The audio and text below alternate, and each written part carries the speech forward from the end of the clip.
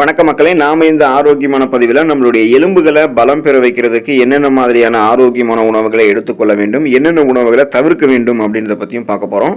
நாம் அமர்ந்திருக்கக்கூடிய நிலையை மாற்றும் பொழுது, காலையில் எழுந்திருக்கும் பொழுது, நீண்ட நேரம் நடந்ததுக்கப்புறம், நீண்ட நேரம் வேலை செஞ்சதுக்கப்புறம் மூட்டுகளில் அல்லது எலும்பு பிரதானமாக இருக்கக்கூடிய பகுதிகளில் குத்துவது போன்ற வலி தோன்றுது அப்படின்னாலும், குறிப்பாக முதுகு வலி, தோள்பட்டை வலி மற்றும் இடுப்பு பகுதிகளில் இந்த மாதிரி வலிகள் நமக்கு தோன்றுச்சு அப்படின்னா எலும்புகள் பலவீனமாக இருக்குது அப்படின்றது அர்த்தம். எலும்புகள் தான் நம்முடைய உடல் ஒரு வடிவமைப்பில் இருக்கணும் அப்படின்னு சொல்லக்கூடிய அந்த ஸ்ட்ரக்சரை வழங்குது. அப்போ எலும்புகள் பலவீனமாகும் போது காயங்கள் ஆறுவதற்கு நமக்கு தாமதமாகும். அடிக்கடி எலும்புகள் உடையக்கூடிய சாத்தியம் ஏற்படும். பலவீனமான எலும்புகள் நம்முடைய பேலன்ஸை தடுமாற செய்யும். எலும்புகளை உறுதியாக வைத்துக் கொள்வதற்கு ஆரோக்கியமான உணவுகள் ரொம்ப ரொம்ப அவசியம். அப்போ என்னென்ன உணவுகளை சாப்பிடணும் அப்படின்னு பற்றி தெளிவாக பார்ப்போம். அதை பற்றி பார்க்கறதுக்கு முன்னாடி மட்டும் இந்த வீடியோக்கு ஒரு லைக் கொடுத்துட்டு இந்த தகவலை உங்களுக்கு தெரிஞ்சவங்களுக்கும் ஷேர் பண்ணிடுங்க. ஏன்னா இது அவங்களுக்கும் பயனுள்ளதாக இருக்கக்கூடிய ஒரு ஆரோக்கியமான பதிவு தான். இது போன்ற அப்டேட்ஸ்களை தொடர்ந்து பார்க்கறதுக்கு நம்மளுடைய ஹெல்த் நியூஸ் தமிழ் சேனலை சப்ஸ்கிரைப் பண்ணிட்டு பக்கத்தில் இருக்கக்கூடிய பெல் பட்டனையும் கிளிக் பண்ணி ஆல் அப்படின்ற ஆப்ஷனையும் செட் பண்ணி வச்சுக்கோங்க.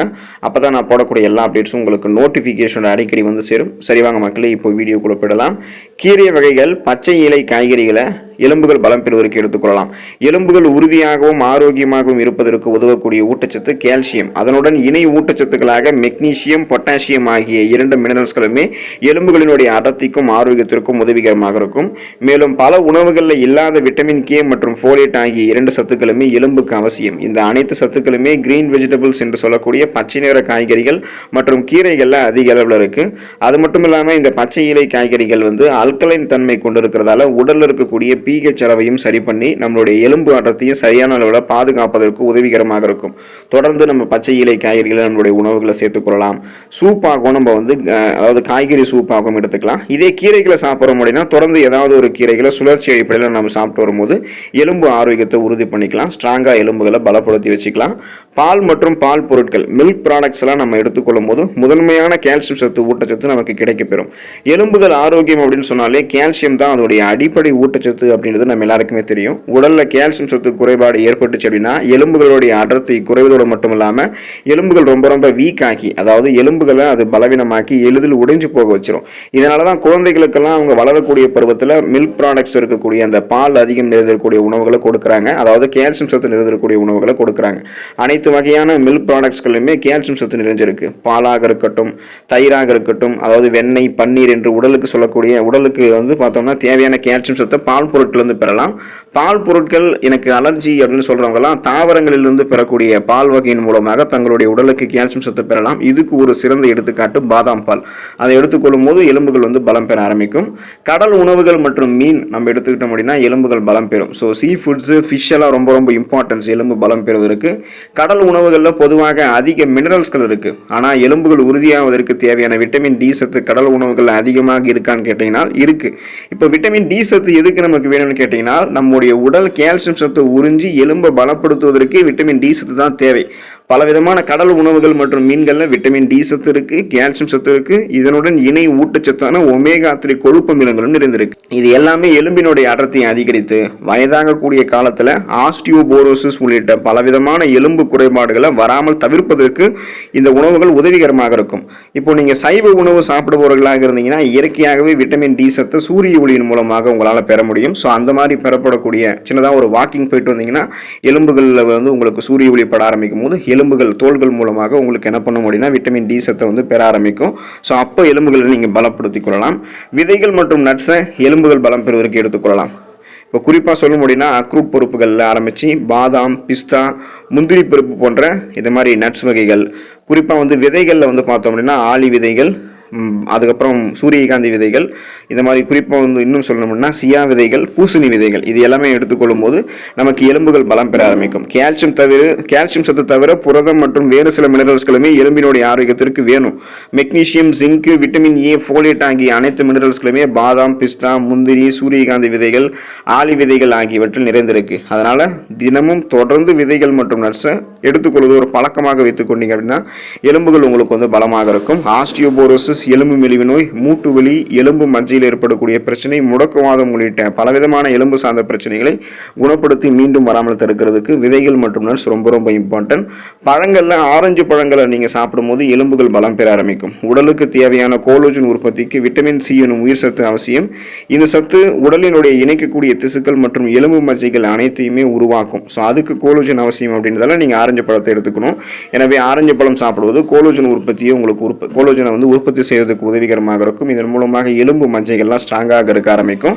ஸோ இந்த உணவுகளை நீங்க தொடர்ந்து சுழற்சி அடிப்படையில் சாப்பிடும்போது எலும்புகள் பலம் பெற ஆரம்பிக்கும்.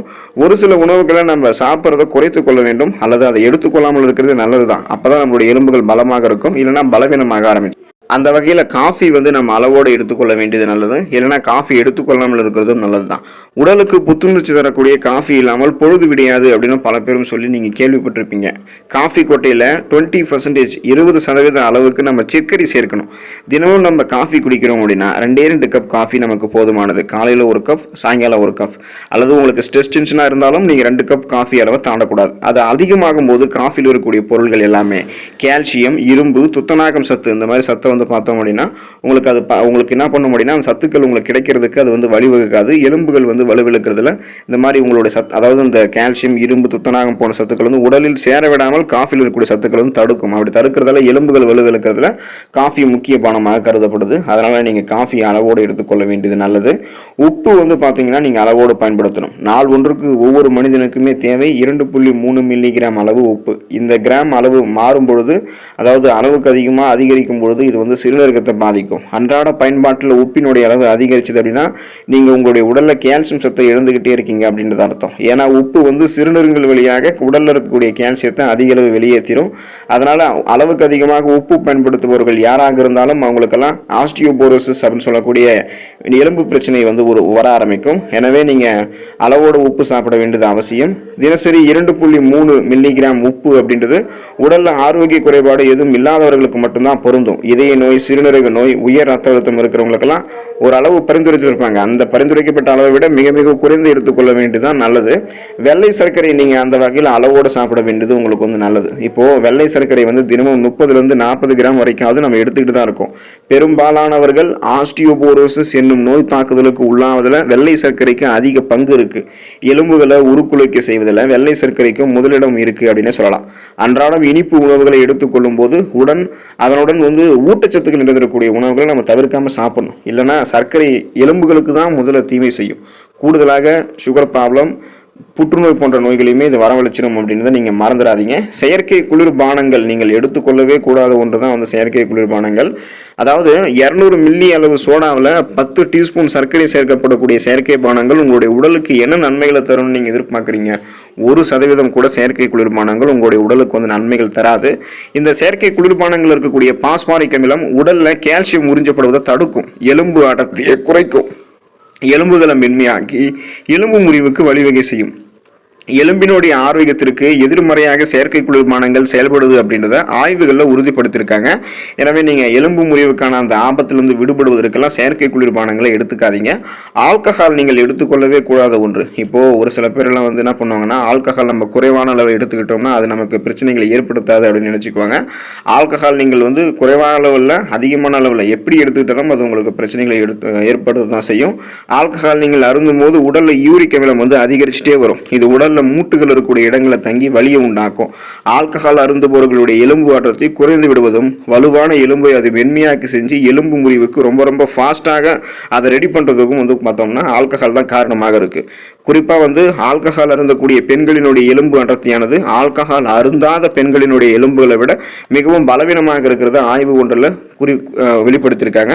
ஆண்களாக இருந்தாலும் சரி, பெண்களாக இருந்தாலும் சரி, ஆல்கஹால் குடிப்பது அனைவருக்கும் பொதுவான ஒன்றாக இருந்தாலும் அதை வந்து விட்டு விடுவது நல்லது. அப்படி விட்டுட்டாதான் எலும்புகள் உங்களுக்கு பலமாக இருக்கும். இல்லைனா எலும்புகள் வந்து பலவீனமாகி வீக்காக ஆரம்பிச்சிடும். ஸோ எலும்புகள் பலம் பெறுவதற்கு வேண்டிய உணவுகளை மட்டுமே நீங்கள் சாப்பிட்டு எலும்புகள் பலவீனமாகிறதுக்கான உணவுகள் வந்து கொஞ்சம் தள்ளி இருங்க. அந்த உணவுகளை குறைத்துக்கோங்க அல்லது சாப்பிடாமல் இருக்கிறது நல்லது தான். அடுத்த ஆரோக்கியமான பதிவில் மறக்காமல் சந்திப்போம். நன்றி மக்களே.